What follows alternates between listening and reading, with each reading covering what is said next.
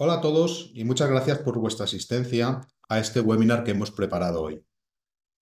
NIS 2 es la legislación en materia de ciberseguridad adoptada para toda la Unión Europea.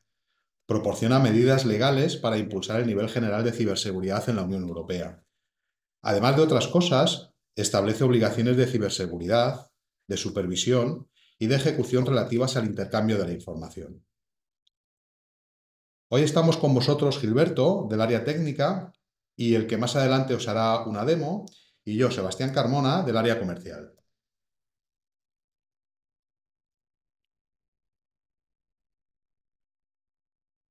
Alrededor del 55% de los trabajadores lo hacen en modo híbrido. Alternan entre trabajo en la oficina, teletrabajo, viajes de negocios.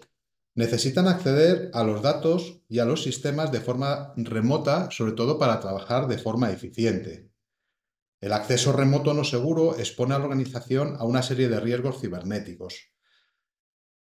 ¿Cuáles? Bueno, pues interceptación de datos confidenciales o las credenciales por parte de un ataque tipo man in the middle, uso de redes no seguras como Wi-Fi públicas que provoca filtraciones de datos, estafas de phishing que aprovechan la distancia física entre empleados para hacerse pasar por ellos y luego solicitar transacciones fraudulentas, acceso no autorizado a datos empresariales a través del dispositivo de un empleado, explotación de vulnerabilidades de aplicaciones o de un software en un punto final.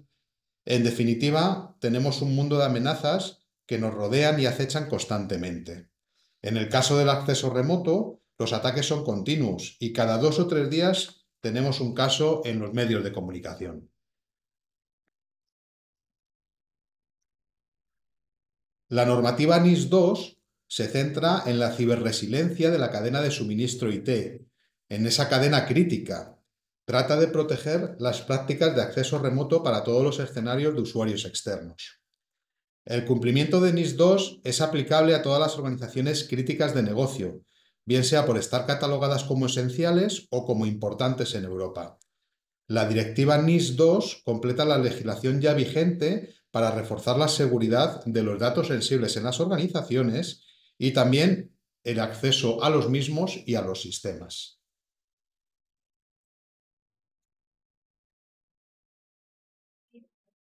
La resiliencia de la cadena de suministro se relaciona principalmente con la seguridad del acceso remoto para el personal externo, para contratistas, para proveedores, para consultores, cuando realizan esas operaciones de TI de forma remota, de forma externa, o también cuando hacen intervenciones dentro del propio entorno de la organización.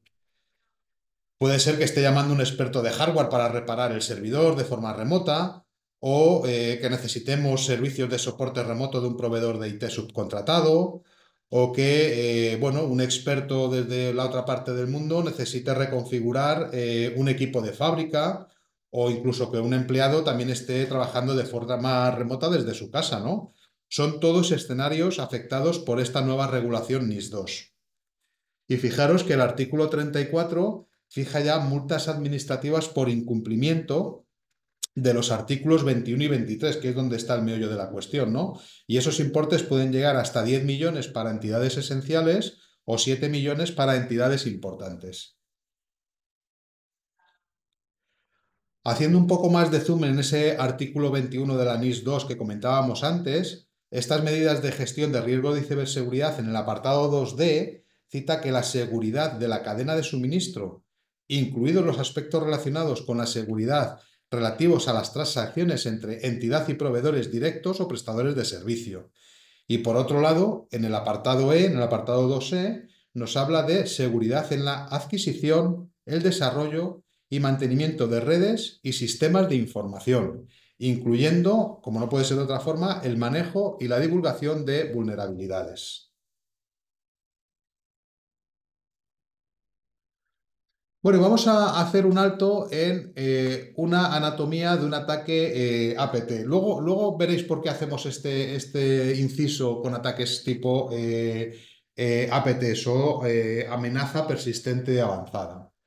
Este tipo de ataques utiliza técnicas de pirateo un poco más sofisticadas de lo normal, para acceder a los sistemas y quedarse ahí durante un largo periodo de tiempo.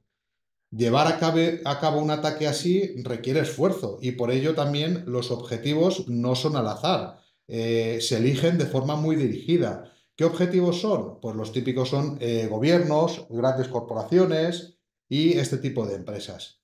En lugar de entrar y salir rápidamente, como se hace en otro tipo de ataques, el fin es robar información durante un largo periodo de tiempo. Pero no por ello las empresas pequeñas o las empresas medianas deben ignorar este tipo de ataques. ¿Por qué? Porque los atacantes lo que van a hacer es utilizar estas empresas de menor tamaño que forman parte de la cadena de suministro de las empresas grandes para poder precisamente atacar a estas empresas. Utilizan compañías pequeñas, medianas, que suelen estar peor protegidas como paso intermedio. Por todas estas razones, este tipo de ataque sigue normalmente una serie de fases que tenéis ahí en pantalla. Lo primero es obtener el acceso, que es el proceso de infiltración. Una vez que ya estoy dentro, establecen una posición con expansión y movimiento lateral dentro de la red objetivo. Establecen mecanismos de persistencia. ¿Para qué? Para que si se ha detectado el ataque primario y se ha bloqueado o eliminado ese ataque primario, vuelva de nuevo a reproducirse el ataque.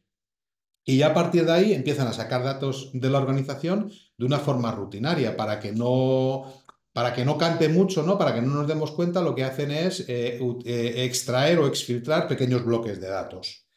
Y luego también crean mecanismos alternativos de acceso a la organización. Es decir, una vez que estoy dentro, lo que voy a hacer es crearme puertas traseras también. Para evitarlos, ¿qué podemos hacer? Bueno, pues poner en marcha acciones como bloquear a nivel de red y punto final el software remoto abierto, o el software que sea vulnerable o de tunelización dentro de la red. Por ejemplo, RDPs, SSH, VNCs, Telnet. Pero por otro lado, para combatir estos ataques APT, y por eso hemos sacado este tipo de ataques hoy a colación en este webinar, es tan fácil como usar herramientas de acceso remoto seguras, que lo que van a hacer es evitar la expansión y el movimiento lateral y con ello el resto de fases que comentábamos anteriormente. Por tanto, securizar el acceso remoto a nuestros sistemas y nuestros datos es un motivo de cumplir con la regulación. Por ejemplo, la NIS 2 que estamos comentando hoy, el Esquema Nacional de Seguridad o cualquier otra que nos afecte.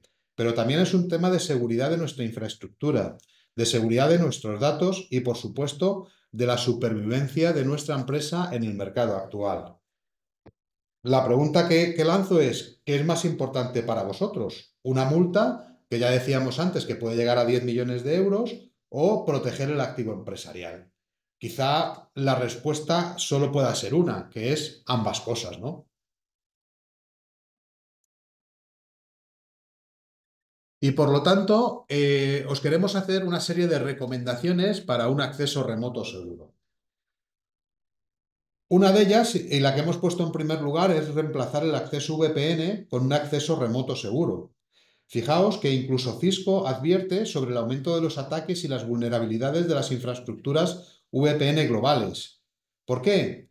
Porque son un punto de acceso a la red y tienen una debilidad. ¿Por qué? Porque integra en un único punto de acceso muchos accesos. Sin embargo, el acceso remoto seguro es un punto de acceso que es punto a punto, una arquitectura dirigida a dispositivos que proporciona la reducción natural de la superficie de ataque y con ello incrementamos la seguridad de acceso. Por otro lado, también queremos destacar la implementación de políticas avanzadas en el acceso remoto. ¿Qué significa esto? Bueno, pues aplicar los principios de necesidad de saber o de necesidad de acceder dentro de las sesiones de acceso remoto. ¿Cómo? Agrupando usuarios, agrupando dispositivos en múltiples capas virtuales, definir el acceso basado en roles, basado en tiempo para periodos de las sesiones o definir una lista blanca de aplicaciones. Y también, como no, implantar autenticación multifactor. No menos importante la parte de cifrar todos los datos de acceso remoto. Cifrar todos los datos transmitidos de extremo a extremo utilizando pues, los cifrados, los que están hoy en día, ¿no? AES 256. Verificar la integridad y la autenticidad de los datos cifrados utilizando sistemas adicionales como SHA. Intercambiar claves de cifrado a través de cifrado también. Disponer de auditoría para cumplir con estándares como GDPR, IPA, FIPS, NIS2, bueno, un largo etcétera, ¿no? De estándares. También dentro de las recomendaciones, registrar y nos atrevemos a decir grabar las sesiones remotas. ¿Para qué? Pues para mantener un registro de los eventos que se han producido en esa sesión remota y tener una trazabilidad completa. Y además que ese registro esté cifrado para protegerlo de manipulaciones.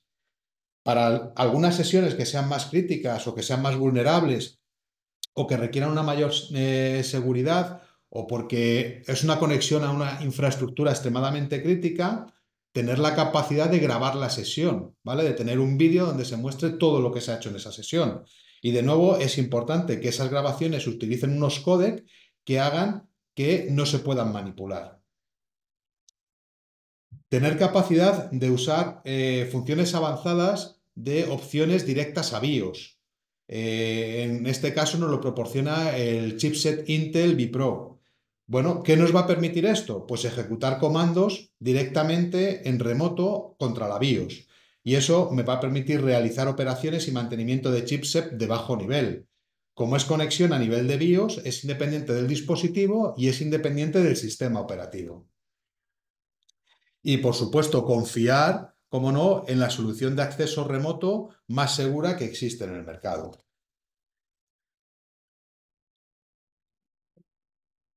NetOp, que es la solución que nosotros os proponemos, es la solución de control y acceso remoto que tiene la mejor reputación del mercado en cuanto a seguridad. NetOp es la solución de acceso remoto más segura del mundo. Cubre todas las plataformas y dispositivos con la seguridad que necesita. Es multiplataforma, es multidispositivo y también es multired. Nosotros lo decimos porque tenemos la certeza de que es así, pero ojo, también lo dicen las grandes organizaciones empresariales en sectores críticos de negocios o finanzas, defensa, policía, justicia, bancos centrales, etcétera, que utilizan NetOp para sus prácticas de acceso remoto y que las vienen utilizando sin ningún tipo de incidente desde hace más de 30 años. Y una cosa importante es que NetOp nunca ha sido hackeado. En el campo de la seguridad, si me permitís, me gustaría afirmar que la reputación es una clave importante para el éxito. También esas funciones avanzadas que comentábamos antes, ¿no? A nivel de chipset, a nivel de Intel vPro, nos proporciona ese acceso y control remoto antes de que se haya cargado el sistema operativo. Por ejemplo, nos permite cambiar la BIOS, nos permite instalar un nuevo sistema operativo desde una computadora remota. Por ejemplo, ¿os acordáis del problema que afectó recientemente a todos los aeropuertos por un fallo de CrowdStrike? Bueno, pues si hubiese estado NetOp desplegado en esas máquinas, se hubiese podido forzar el reinicio aunque el equipo estuviese completamente colgado, ¿no? Es importante.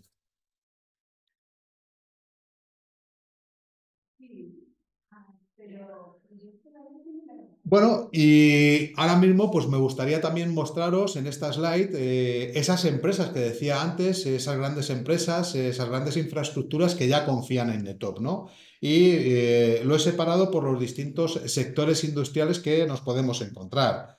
El retail, el financiero, fabricación, integradores, salud, gobierno, ¿no? Ahí tenéis pues una amplia gama de entidades que utilizan NetOp para sus conexiones remotas.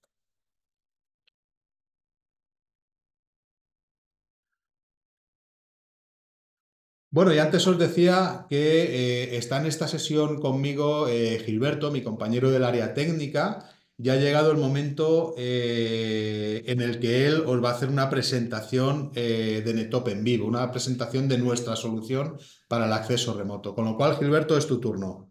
Hola Sebastián, hola a todos, gracias por la oportunidad. Ok.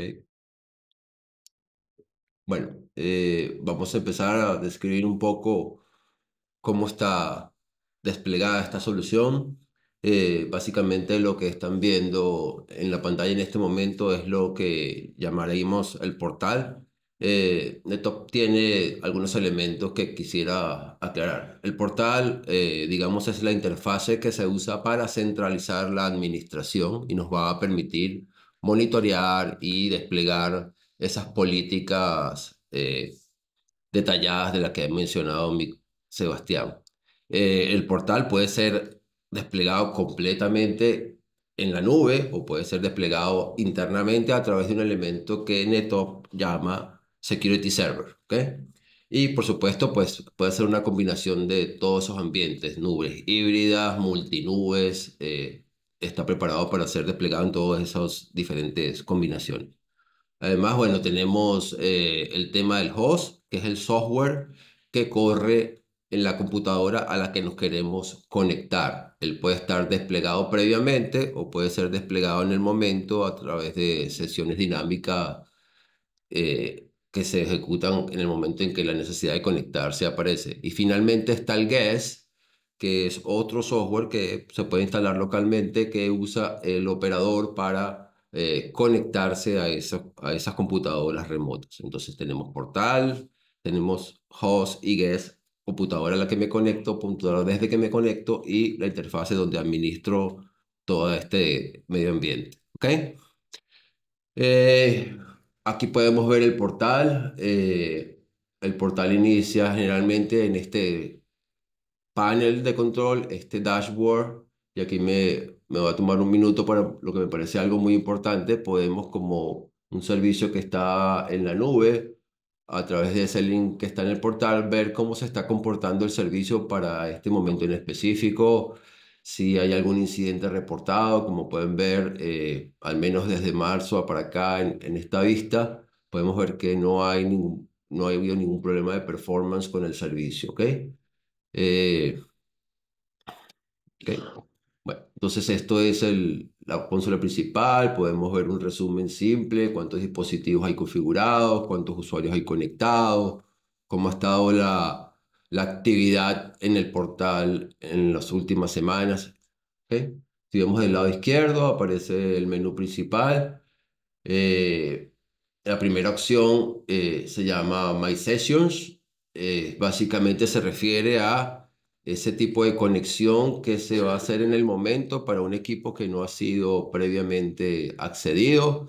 Si yo selecciono la opción Crear sesión, eso me va a crear un link a, un, a, una, a una dirección con un número que es aleatorio. Básicamente la persona que reciba ese link, al cliquear en él, va a instalar un software. Esa instalación no necesita permiso de administrador y en ese momento creamos la sesión dinámicamente. ¿Ok? Después podemos ver mis dispositivos, que son los equipos remotos que ya tienen ese agente instalado.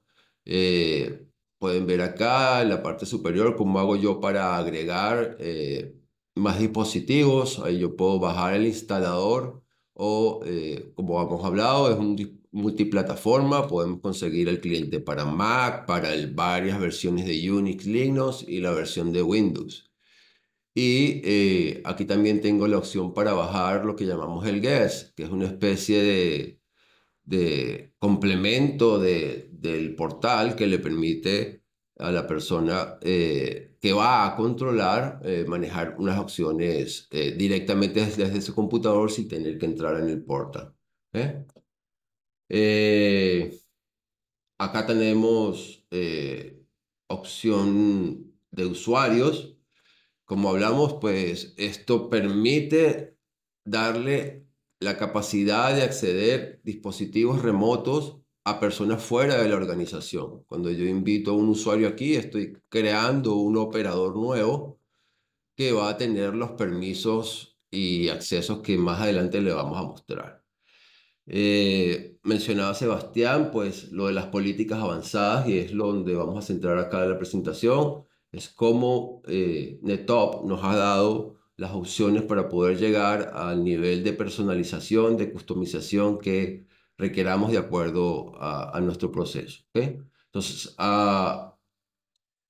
aquí tenemos dispositivos, eh, grupos, roles y la asignación de roles. Si vemos en la opción de grupos, acá yo puedo definir grupos de usuarios y grupos de dispositivos. Puedo hacer algo tan específico como por ejemplo, yo quisiera que este fin de semana un grupo de usuarios externos tenga la capacidad de reemplazar unos archivos en unas máquinas en específico, pero solo reemplazar el archivo, no quiero que pueda hacer algo más. Entonces, lo primero que tendría que hacer es crear el grupo de usuarios. Vamos a llamar esto, por ejemplo, grupo usuarios proyecto 1. ¿Ok? Aquí va a preguntar a qué usuario se aplica. Vamos a seleccionar los usuarios que aplican al grupo y ya está creado el grupo de usuarios. Entonces, también debo crear el grupo a los dispositivos con los que voy a trabajar. Vamos a llamar esto grupo computadores proyecto 001. ¿Cuáles son las computadoras que son parte de este grupo? Estoy seleccionando algunos por su nombre. Y bueno, aquí ha quedado creado también el grupo de máquinas. Lo siguiente es definir el rol.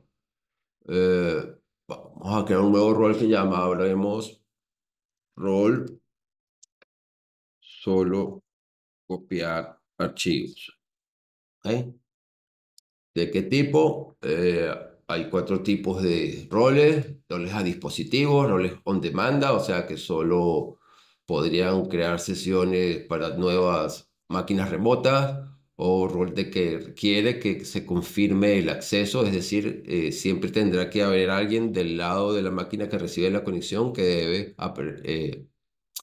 aprobar ese acceso. Vamos a dejarlo de tipo dispositivo y enseguida desplegará cuáles son las opciones con las que puedo asociar este rol. Por ejemplo, puede el usuario ver la pantalla remota. Como podemos ver, son muchísimas opciones, más de 20 para controlar. Puedo ejecutar un programa, puedo chatear, puedo enviar y recibir archivos. Vamos a elegir solamente esas dos. Puedo enviar y puedo recibir archivos. ¿Ok? Y además, vamos a dejar todo lo demás deshabilitado. Le vamos a decir que el tipo de cliente sea solo a través del portal, que no pueda usar el guest. Y así hemos creado el rol. ¿Ok? Está creado acá y se llama Real Role Solo Copiar Archivo. Y finalmente, pues lo implementamos a través de lo que llamamos asignación de roles, o digamos establecimiento del perfil. Vamos a crearlo. Podemos llamarlo, no sé, proyecto fin de semana. Nos pregunta qué rol aplica, seleccionamos el rol que acabamos de crear, a qué grupos aplica, vamos a crear el grupo de usuarios que acabamos de crear, y a qué dispositivos aplica, al grupo de dispositivos que acabamos de crear. Y así de simple, pues hemos creado perfiles para que este fin de semana usuarios externos puedan hacer una tarea específica en un grupo de computadores en específico. ¿Ok?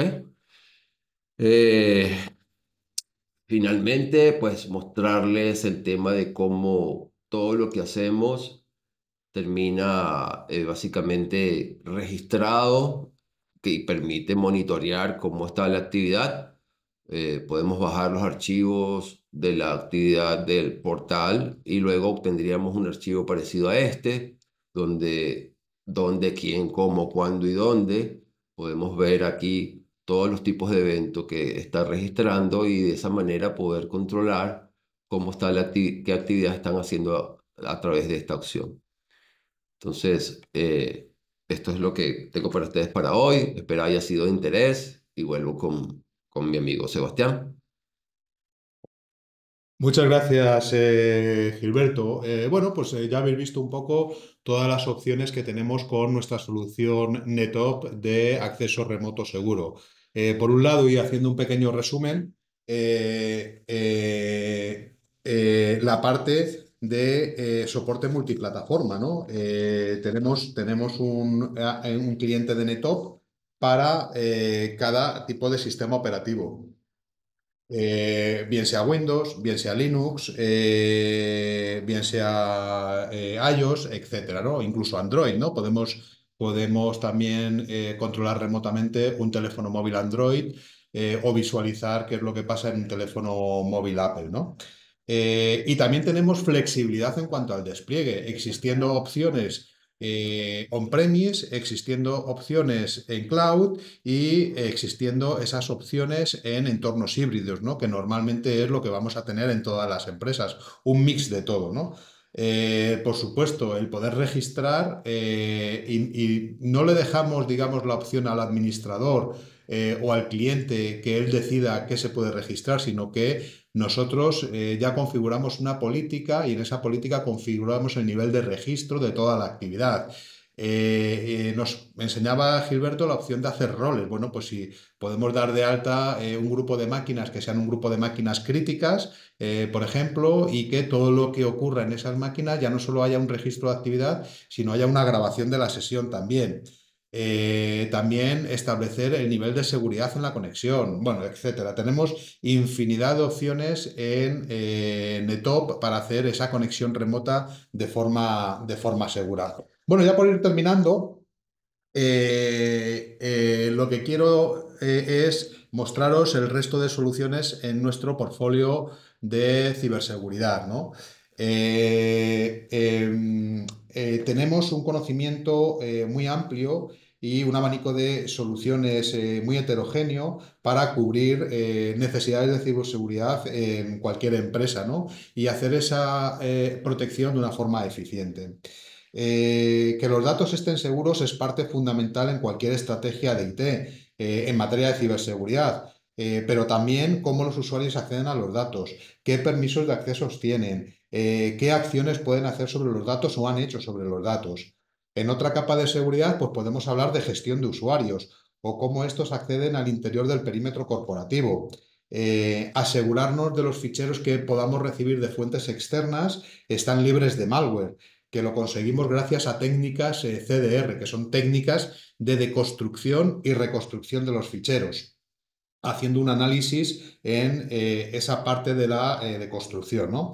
Pero también detectando dónde está la información sensible y confidencial de la empresa, aplicando políticas de acceso muy granulares a todos los datos y asegurándonos que si los datos tienen que salir de la compañía, primero, el usuario tenga autorización para esta tarea, pero segundo, también asegurarnos de que la información pueda salir cifrada. En resumen, en Micromouse llevamos 40 años proporcionando soluciones de IT, las soluciones que vuestras empresas necesitan y ahora mismo las soluciones de ciberseguridad que también se necesitan hoy en día.